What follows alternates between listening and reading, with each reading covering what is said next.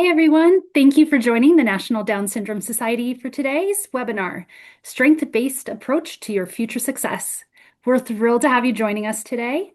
My name is Holly Tonak, and I'm the Manager of Education and Employment Programs here at NDSS. Before we dive into today's content, I'd like to go over a few housekeeping items to ensure that everyone has an enjoyable experience throughout today's webinar. If you experience any technical issues during the webinar, please use the chat function to notify our support team, and they'll do their best to assist you promptly. Next, our presenter will answer questions at the end of the webinar. So we encourage you to submit your questions throughout the webinar using the Q&A feature located near the bottom of the screen. We will do our best to answer as many questions as possible during the designated Q&A time at the end. If we're not able to answer your questions during the webinar, we invite you to email it to us at employment@ndss.org. You can find that email address written in the chat. This webinar is being recorded and will be shared on the NDSS YouTube channel and NDSS website within a few days. You will receive an email with the link within a week and links to some of the resources mentioned in today's presentation. Thank you for your attention, and let's get started. Founded in 1979, the National Down Syndrome Society's mission is to create a world where individuals with Down syndrome thrive.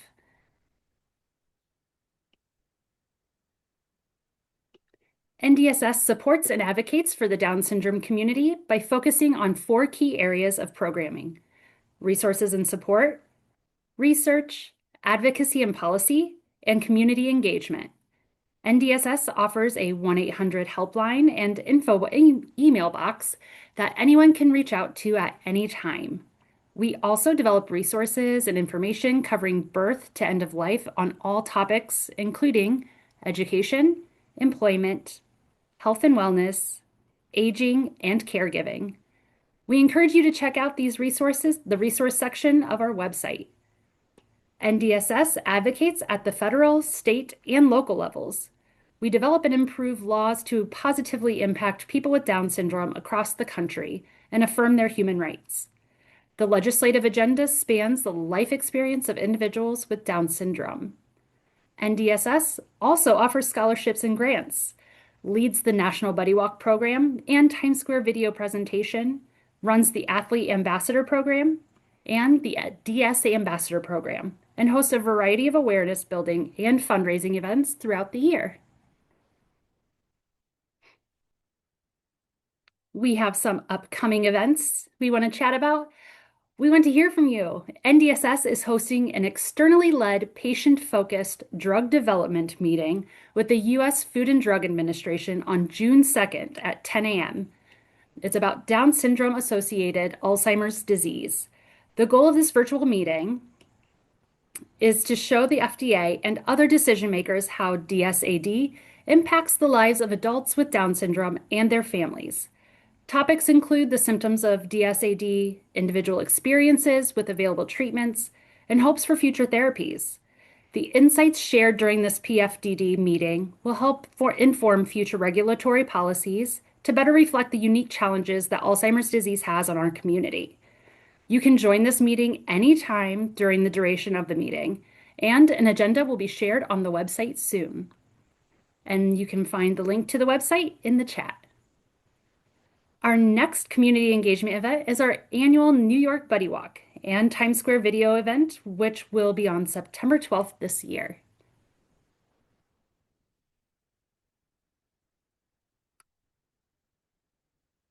Today, we are focusing in on our employment, and as you can see on the slide, we have several resources that you can see on our website, such as the Partnering for Career Success Guide, which provides advice for both employers and individuals with Down syndrome interested in pursuing competitive integrated employment in their community. We also have Guide Me and Watch Me Succeed, which is a valuable resource designated or designed to support employers as they train their employees with Down syndrome. The Entrepreneurship Guide, was created to support anyone with Down syndrome who is considering starting their own business and is an introduction to the world of entrepreneurship. This guide discusses types of businesses, reasons entrepreneurship can be a good fit, frequently asked questions, and things to consider before starting a business. You can download these resources and more for free on the NDSS website.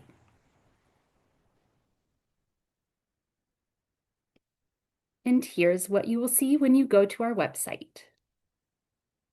Next, I am thrilled to introduce our speaker today, Dr. Helen Genova. Helen M. Genova, PhD, is the Associate Director of the Center for Autism Research at Kessler Foundation and Director of the Social Cognition and Neuroscience Laboratory.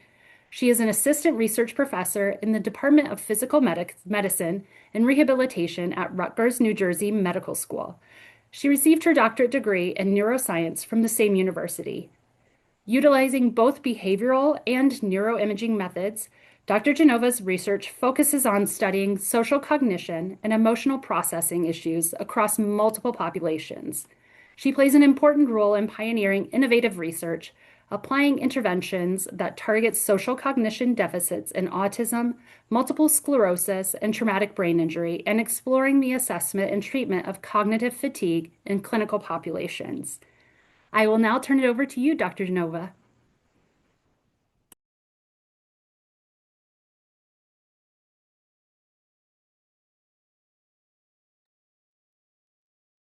And Helen, I think you need to unmute yourself.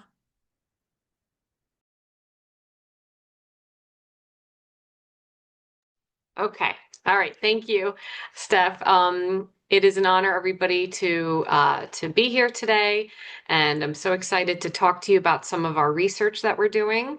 So again, my name is Helen Genova, and I'm the Associate Director for the Center for Autism Research at Kessler Foundation. And before we begin, I'd just like to mention really what our mission statement is at our research center, which is helping youth and young adults succeed by focusing on their strengths.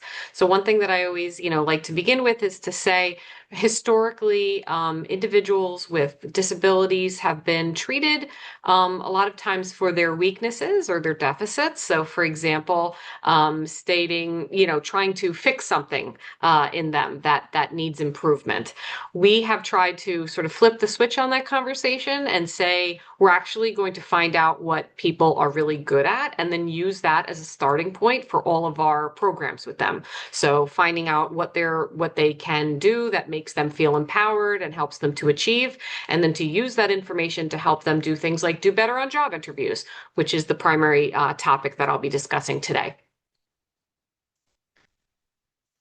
And so again, my name is Helen Genova. Just a little bit on my background. My PhD is in neuroscience and with a specific focus on cognitive neuroscience, meaning I study people and brains and behavior and all of that good stuff.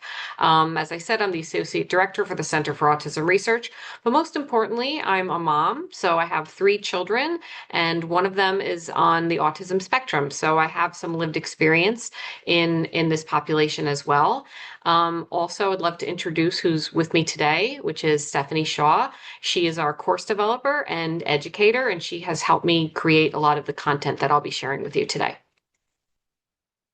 So, as many of you are probably aware, there is definitely an unemployment crisis in this country in individuals with intellectual and developmental disabilities. So I'm showing here a graph of different, 3 different groups, with autism being in blue, Down syndrome being in green, and neurotypical individuals in orange. And what you'll see here is that unemployment rates are unacceptably high in these populations. So for autism, some people estimate the rates are as high as 80%. In Down syndrome, some rates are as high as 60%. And so this is really unacceptable. These are unemployment rates, meaning, that these individuals who are ready, willing, able to work are not getting the jobs that they're capable of doing. So as a society, it's really something that we need to figure out how to help individuals with disabilities get the jobs that they are more than willing and able to do. And that's been the focus of my work. So what are some of the unemployment barriers, the employment barriers? So youth and young adults with intellectual and developmental disabilities can often be passed over for jobs that they're able to do. So in other words, there may be something there where people may underestimate their abilities. They are placed often in volunteer positions, part-time positions, positions that are lower paid, or as I said, positions that underestimate their abilities. So a lot of people have referred to this as the food, flowers, and filth phenomenon, where these tend to be the types of jobs that society just assumes that people with disabilities want and are able to do, when there are so many more opportunities for them. And there's nothing wrong with these jobs, especially if that is something that someone wants to do. However, there may be some positions that are open to individuals with intellectual and developmental disabilities like Down syndrome. And we just need to help those individuals get those jobs. One of the first things that I want to talk about is job interviews. So I want everybody to just imagine a job interview that you have been a part of, right?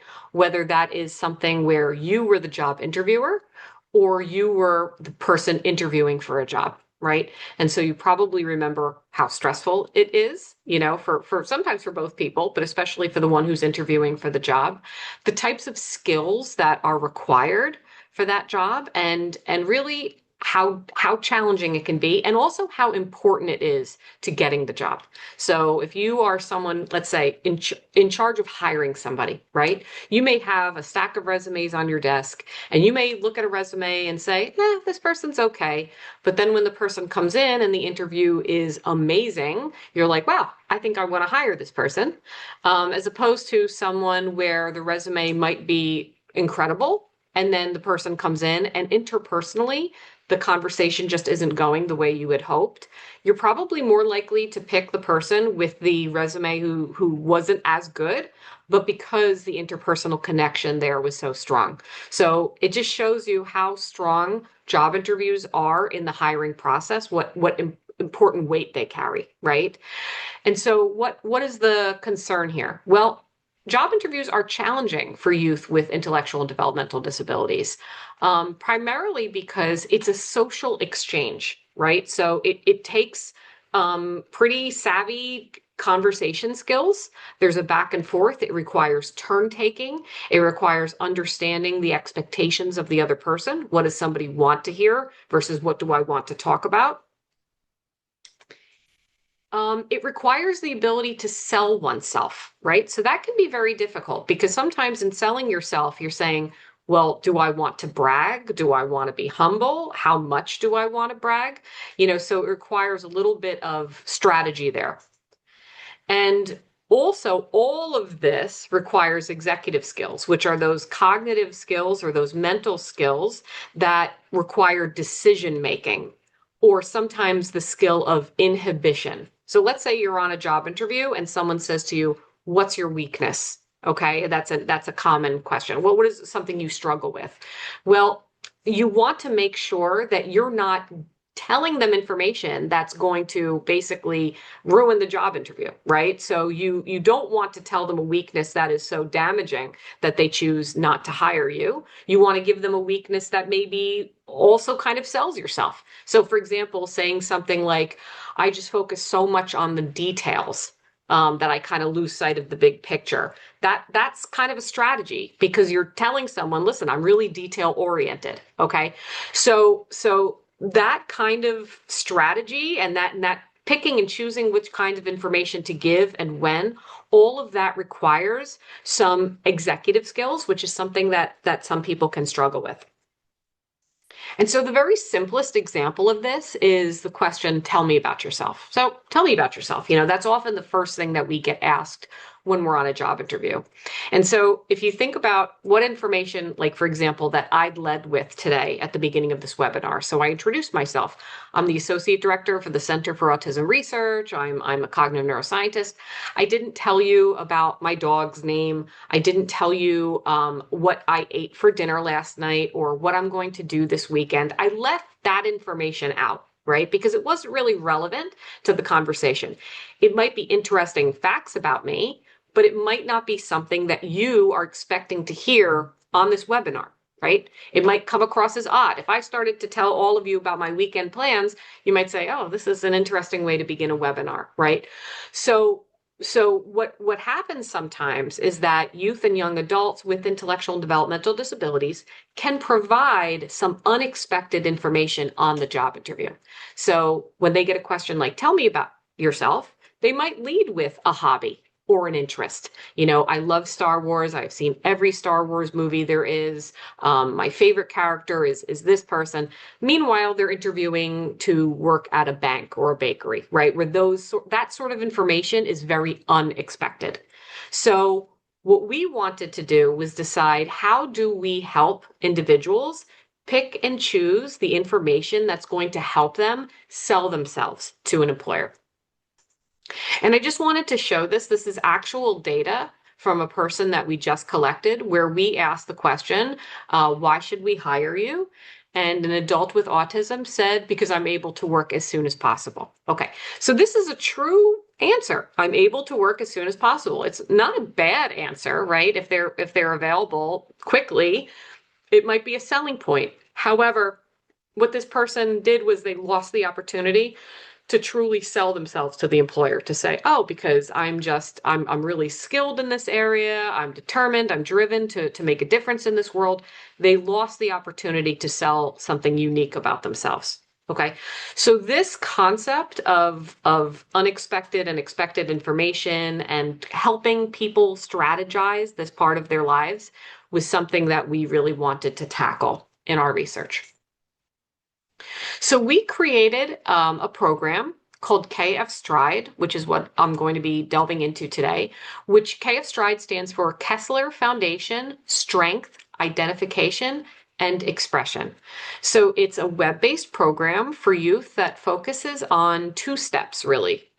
Strength identification. So first, understanding what your employable strengths are. And then second, how do you talk about those strengths to an employer? And these are really two distinct steps. So not everybody knows what their strengths are. You know, there may be somebody who has a very low self-esteem and they simply say, I don't know what my strengths are, I'm not sure. And then you might then also have the kind of situation where you know what your strengths are, but you don't know how to talk about them in a strategic way. So I am going to stop screen share and I'm going to let Stephanie share her screen, and we're going to give you all a brief demo of KF Stride.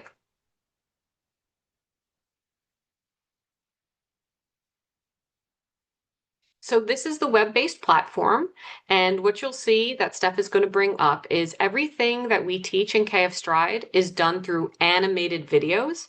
We really wanted to do something that was going to be fun and engaging for students.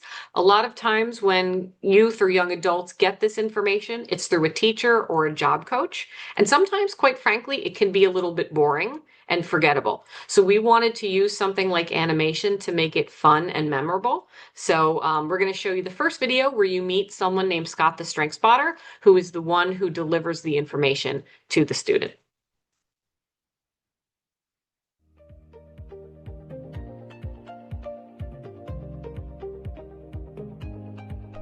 Hi there. Some people call me Scott the Strength Spotter, because I help people figure out what their strengths are and how to talk about them on job interviews. I'll be helping you over the next few weeks while you learn about yourself. But before we start, I'd like to learn more about you.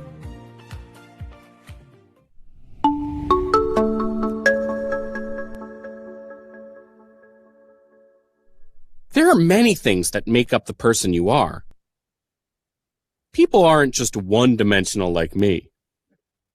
I'm actually two-dimensional if you want to get technical about it. But instead, they have likes and dislikes, talents and skills, lots of experiences, and strengths and weaknesses. For example, if you'd like to know a little bit about me, and of course you do, I can tell you about myself. For my likes and dislikes, I like cats. Definitely not a dog person. I like drawing, and I like chocolate cake. Chocolate. For my dislikes, I really dislike mean people and country music. No offense to anyone, it's just not my thing. Now let's talk about talents and skills. These are things you think you are good at and things you are working on.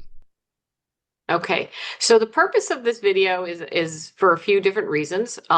First, we want the students to get to know Scott, get to know that he's kind of funny. He's going to crack some silly jokes here and there, but also to get to the idea that there's many things about you as a person, right? So you may love chocolate cake, you may like cats, you may not like country music, whatever it is. There's all these great facts about you. Not all of them are going to be something you want to talk to an employer about. So we wanted to honor the fact that everybody has all of these cool attributes and these really cool facts about them, but only some things do we want to tell an employer. And how do we teach that? We teach them how to, quote unquote, read the employer's mind. So to actually become aware of what the employer is expecting to hear as opposed to what you want to talk about. Okay, so that's two different things, and we're going to show you that now. You might be thinking, why do we want to know all this stuff anyway? It's because I want you to be awesome on the job interview. But to do this, you have to do something special. You have to be a mind reader. Yes, you need to read minds. Well, 1 second. That's better. Okay. You're not literally going to read their mind, but you're going to try to predict what the employer expects you to say. But how would you know what the employer expects you to say? How do you read his mind? Okay, and so basically we start to give them very simple rules to follow about what kind of information is expected versus unexpected on a job interview. So you might, for example, an expected thing to talk about is something positive about yourself. It would be unexpected to talk negatively about yourself, for example. So we go through some simple rules, we teach them what their strengths are, and then we give them opportunities to practice. And so how do we do that? We have filmed actors, and they practice giving responses to these filmed actors. So Steph is going to show that to you now.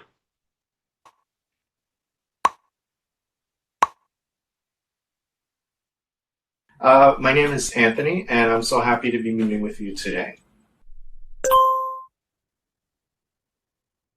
So why don't you tell me a little bit about yourself? Okay, so if you see that red circle and that pause sound, what that basically means is that the person who's working with the student should pause the video, and let the student attempt to respond. So let's say in response to Anthony's question, tell me a little bit about yourself, the student said something that was not relevant to the job interview. So let's say they said, I love Star Wars, right? You could correct them and say, okay, well, there's Star Wars information, and that's really interesting about you. However, we want to talk to Anthony about something about you that's related to this job. And so what we do is we have created a manual with very structured feedback that teachers, job coaches, parents can use in guiding the student. And so that's been something that's been really helpful in helping people deliver this program. Okay, I'm going to share my screen again.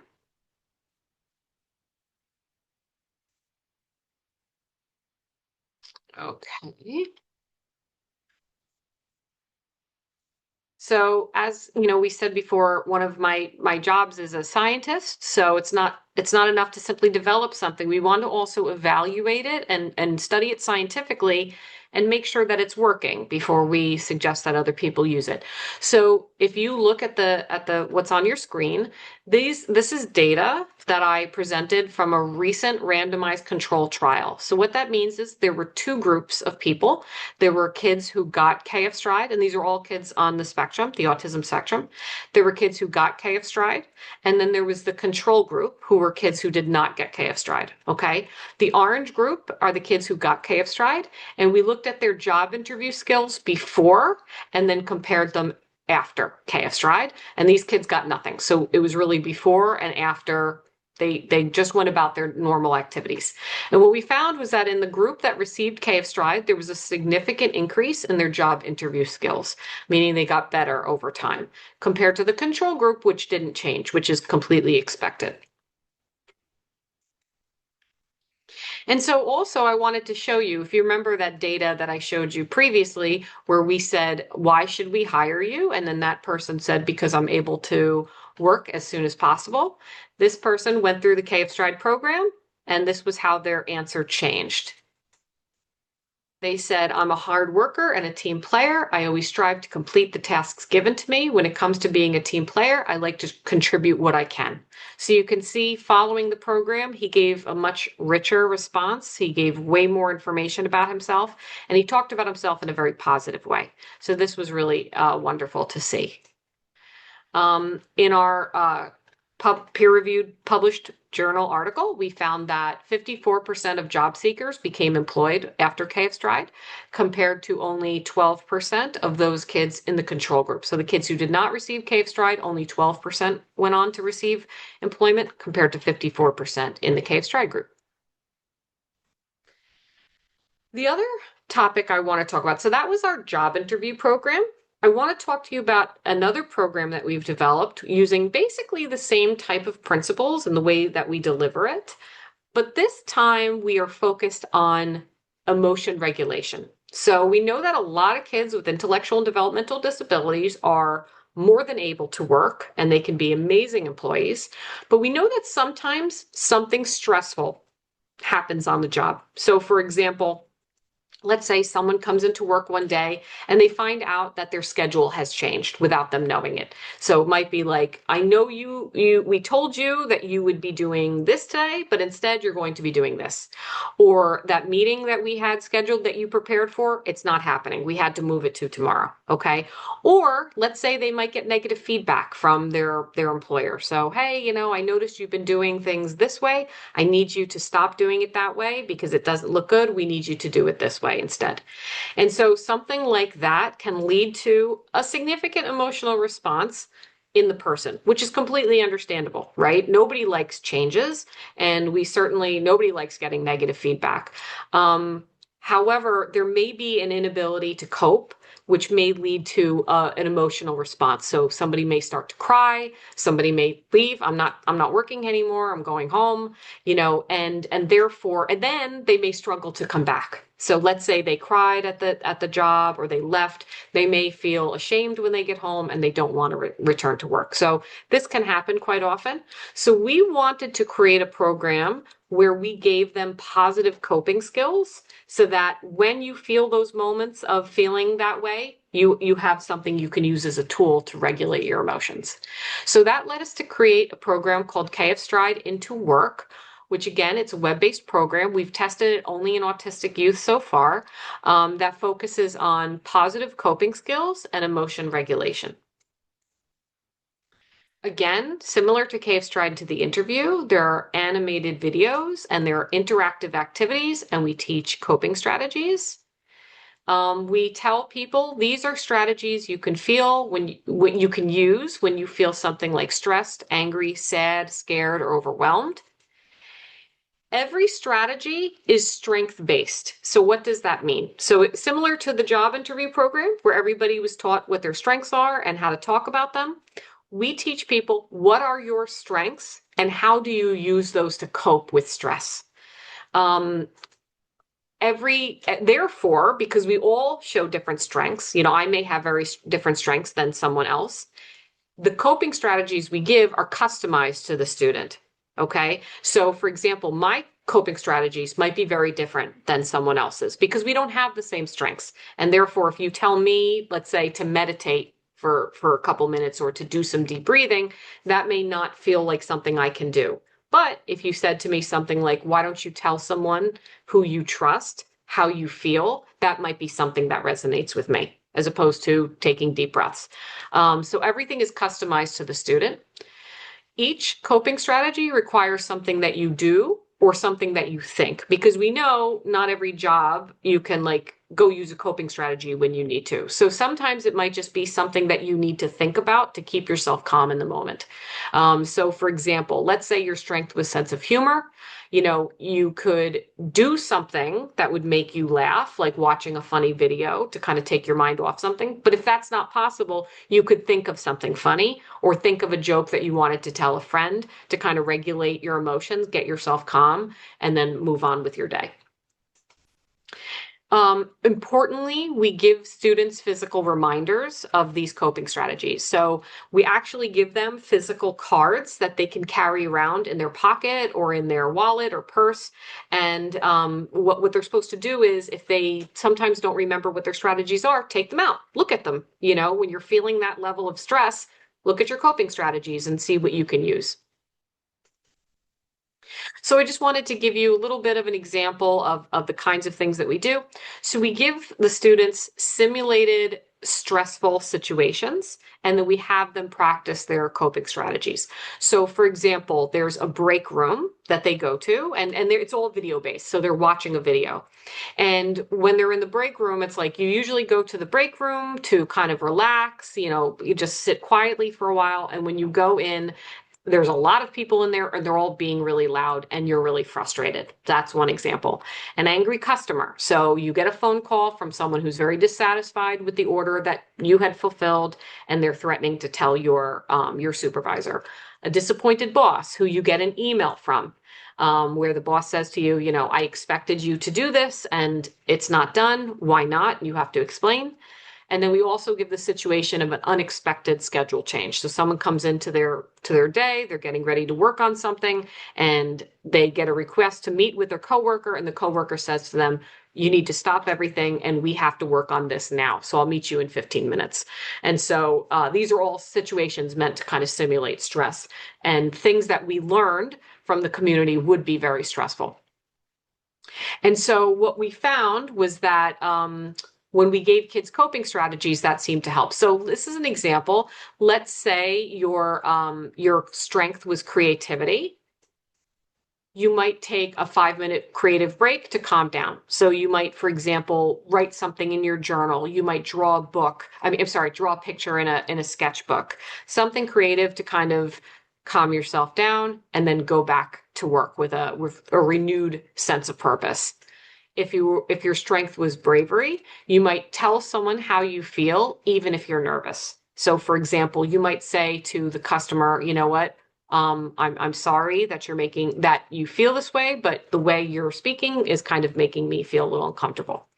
For teamwork, you might ask someone on your team to help you. So for example, you might, with your unexpected schedule change, ask one of your teammates to help you through that moment of stress. This is some data that we shared at a local conference where kids reported using their strengths more after KF Stride compared to before. So this was a significant increase in their strength usage. And then I just wanted to show this. This is a growing number of partners that we are working with who are using KF Stride with their clients. A lot of them, you'll see the word spectrum a couple of times. So there are a lot of groups using this with kids on the autism spectrum, but we're very proud to say that we have recently partnered with a couple different organizations that are using it with individuals with Down syndrome. And so, some people may wonder, how is KF Stride delivered? So if you have someone in your life who's interested in using KF Stride, there's a couple things that they can do. Our team can provide KF Stride to an individual family. So if you have someone in your life who needs it, we'll give you the information so that you can contact us and we could maybe give it to your student if it's a good fit. Teachers and job coaches can actually provide KF Stride to their students. So we work with schools and voc rehab agencies all the time who give KF Stride to their kids, and we train teachers to do that. It can be given online. In fact, it was developed during the COVID pandemic, so we actually mastered the art of giving this program online. It can also be given in person or a hybrid kind of situation. This is something, so if anybody is interested in hearing about our research or involving themselves in research, there's a QR code that you can use right now. And I'll tell you a little bit while that QR code is up about the research studies that we have. Again, because we are the Center for Autism Research, many of our studies are on autistic individuals. We do have this research study for individuals with Down syndrome. It's a virtual research study, so you do not have to be in the New Jersey area, which is where we're from. You can be anywhere in the country. We're looking for individuals 14 to 26 years of age who have a diagnosis of Down syndrome and who can speak and read English fluently and would like to try out KF Stride and give us your feedback. So I am going to move on to the next slide. I wanted to acknowledge our funding agencies, the people who have generously supported our research and our testing out of KF Stride. And again, I'm going to have a QR code up here, which basically leads you to the KF Stride website, but you can also find it here. So www.kfstride.org. Please follow us on Facebook because sometimes we put up some fun updates and news and on there. That's not available elsewhere. And yeah, so I'm going to leave this up for a moment, but thank you so much for listening. A big thank you to Dr. Genova and Stephanie for all of this valuable information. We will now move on to our Q&A and have Dr. Genova and or Stephanie respond to a few of your questions.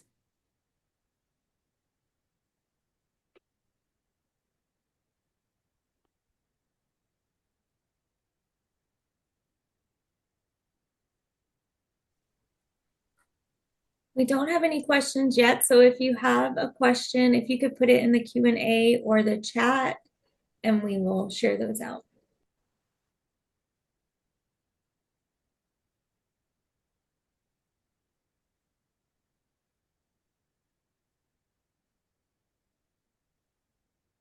And I'll put my email address here in the chat.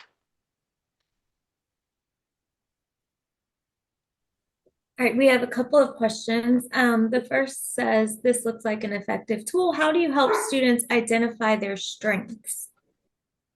It's a great question.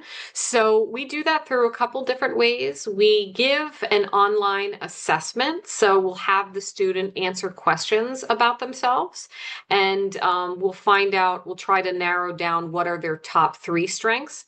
So for example, they might answer a question like, I like to do things as a team as opposed to by myself. And if somebody rates that very highly, that sort of indicates the strength of teamwork.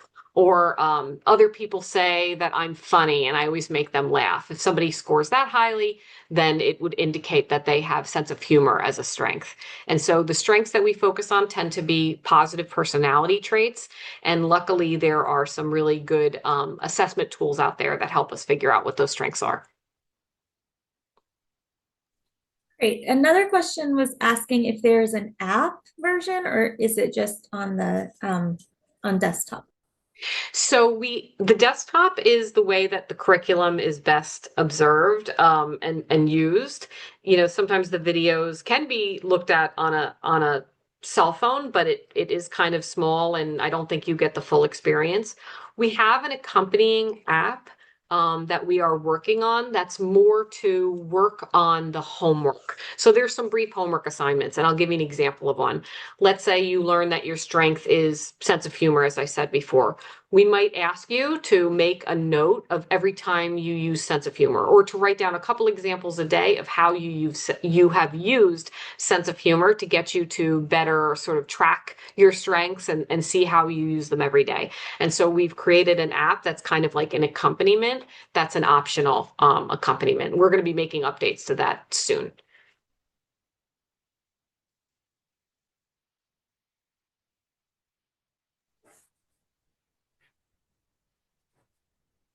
I don't see any more questions. If you have those, if you want to pop them in really quick before we, oh, there's another question. Sorry. Do you do trainings for schools?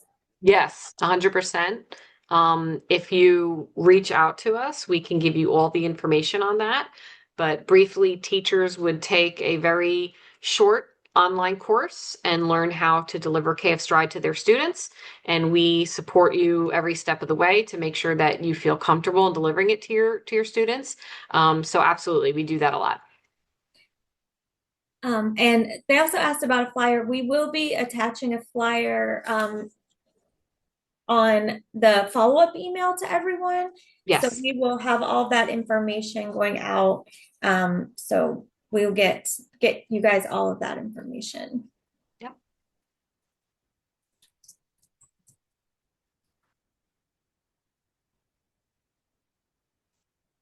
Okay, so we have a question about how do people or organizations pay for these services? So usually what happens is if someone's interested, they can reach out to us and we will do a demo and answer any questions that you may have about the program. And then we'll share our pricing with you. We have 3 levels of pricing, basically depending on the size of your organization and how many clients or students you have. And so that's basically it. So if they reach out to us directly, we usually like to have a call where we talk to you, we find out what the needs of the school are, what kind of budget you're working with, and then we provide the prices.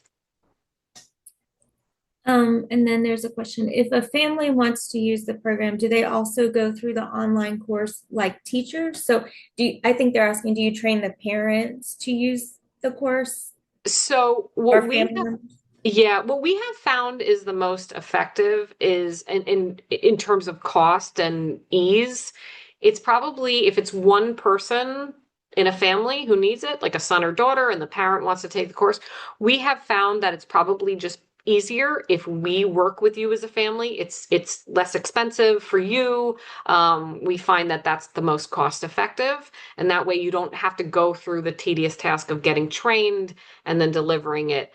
The nice thing is too, we're welcome to have you in the room while we work with your son or daughter so that you're kind of learning the kinds of things that we're teaching them so that you can continue to reinforce those skills once the program is over.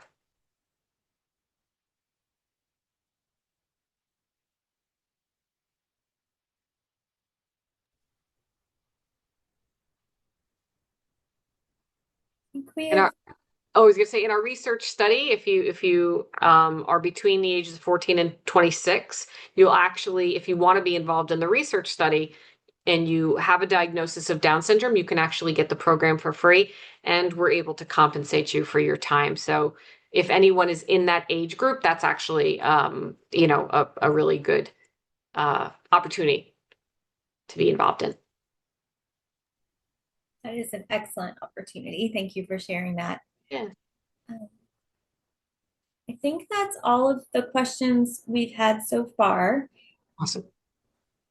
Okay, well, if any questions pop up in between now and the end of this, you can always email us at employment@ndss.org and we can answer your question, or we can always connect you to Helen and her wonderful team as well.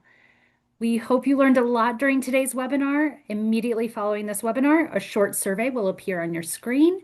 We invite you to share your feedback and ideas you have for future webinars. Your feedback is truly important to us, and will help us to improve. Before we close, I'd like to take a moment to thank Dr. Genova and Stephanie one more time for sharing their expertise and insight with us today. I know this was a lot of information today. We will be sending out a recording of the webinar within 1 week, so you can rewatch the webinar. You'll also be able to find the flyer and any other resources that we spoke about today.